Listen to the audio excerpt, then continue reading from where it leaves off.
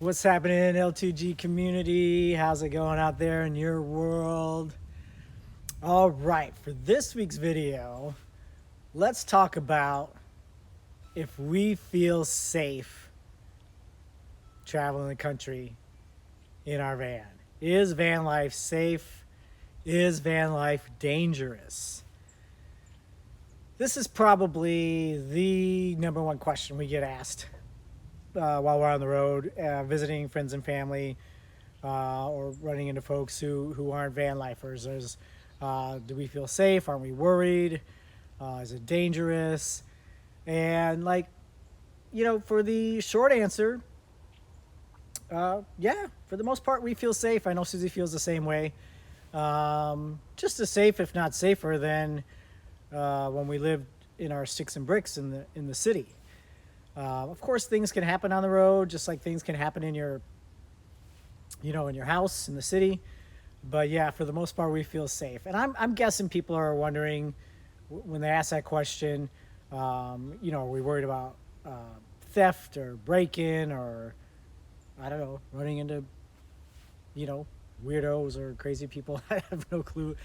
But I will say before we get too much further is that I really practice or try to practice, I guess practice, meaning I have to practice it over and over, not to live in a state of fear. I like to be aware. I like to, you know, prepare and be aware, but I don't like to live in a state of fear. But so yeah, for as far as break-ins, I think is the number one concern, or just theft or break-in or running into somebody unsafe. Um, it hasn't happened to us on the road. We do hear about it happening. More probably theft than a break-in. Like for instance, we do hear of people who, and this is typically happens in, theft happens more in the city than out in the middle of nowhere. But people who have literally slept at Walmart overnight and their bikes have gotten stolen off their vehicle or their rig or something else that is attached to the outside of their vehicle, recreation gear or storage. We purposely uh, do not attach anything to the outside of our rig for this reason. We did a lot of research when we bought our van. We came to the conclusion that we were just going to buy a basic van, not draw any attention to it, store all of our stuff on the inside of the van. So like our bikes and paddle boards and gear are all under our bed in the van. And so we just made that decision very early on, um, not even have a ladder on the outside of our van. We have a telescope ladder that we take out to get up on top of the van. Just didn't want to draw any attention there. So that, I think that really helps with break-ins. We haven't had any theft at all, so knock on wood there. I do, like I said, I think it's key to be aware and be prepared. So one thing that we learned, it took us a little while to learn, is that when a place doesn't feel right in our gut, like if we're pulling up to a city or even a campsite or a boondocking area and it just doesn't feel right, if the city doesn't feel right, or there's some shady people in a campsite or shady people around us that appear shady, we move on. We don't stay there. So we do move on. That's one thing you can't do. You can't do in the city if you move into a house or an apartment or wherever, and come to find out you're in a shady area than you thought, or you've got neighbors that you just don't like. You can't just up and leave. In the van, we definitely have learned to do that. So as far as break-in or theft, we've been pretty lucky there, and we don't feel any more dangerous in the van than we did at home as far as break-ins or theft. We do hear some corruption. We haven't ran into corruption because I don't know. I think our risk level is not that high, but we are considering going down to Baja or into Mexico in the near future, and we have heard of corruption down there as far as bribes and stuff and stuff like that. So I'm sure it's here in the States too. We've just been fortunate. So I think that's the number one thing that people are, when they ask that question, that's what's on their mind. Let me know, in the comments if you have any, anything to add to that. But here are some of the things that we do have concern about, and it's possible to be dangerous when you're on the road. Um, Dangerous animals. So when we're driving out in the middle of nowhere, or even hiking, biking, or paddleboarding, you can come across some dangerous animals. Um, we have come across grizzly bear, black bear, mountain goats, snakes, moose, bison. One of the time, Susie and I were hiking in Caprock Canyon in Texas, where there's a herd of preserved bison up there.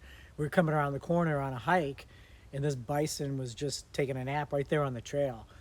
And that thing could have got up and charged us, but I think we startled it just as much as it startled us, and he went taking off the opposite direction up the hill and just sounded like thunder. I mean, those things are huge. Took out bushes on its way up the hill. So dangerous animals, we definitely need to be aware of that. Driving at night,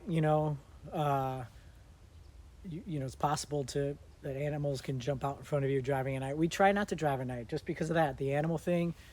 And even though there's less traffic, I think there's higher risk of somebody being tired or drunk or what have you. So we try not to drive at night. Another thing that could present danger is fire in the van. We do hear quite often of that happening in the van just due to faulty wiring, or gas, propane stove, what have you. We don't have a lot of, by intentional choice, don't have a lot of wiring in the van. We didn't choose to insulate or do a lot of electrical. We chase good weather, and I don't know electrical, so I don't want to have a lot of it in the van. We just don't have any use for it. We charge our phones and our computers and stuff, so we have a little bit of electrical to be able to charge that up, and we have a fan. Had a professional put that in, and so even for lighting, we use USB rechargeable lights for lighting around the van. So we want to be aware of the dangers that could happen inside the van. One thing about petty theft, we did have a little bit of petty theft. We had mice inside our van that went in, opened our food, and stole our food by just eating it up. And once they get a little of it, you have to throw the rest away. So that's been our biggest thief in the van. All right, so we said dangerous animals, driving at night, getting injured is definitely could be a danger on the road. So for instance, when we're out there hiking or traveling in the middle of nowhere, getting injured or stranded could be a huge concern when there's no service. So we've been fortunate there. We take safety measures as far as offline maps and stuff like that, GPS. But getting stranded or injured could be a concern, and that's one of our major, concerns.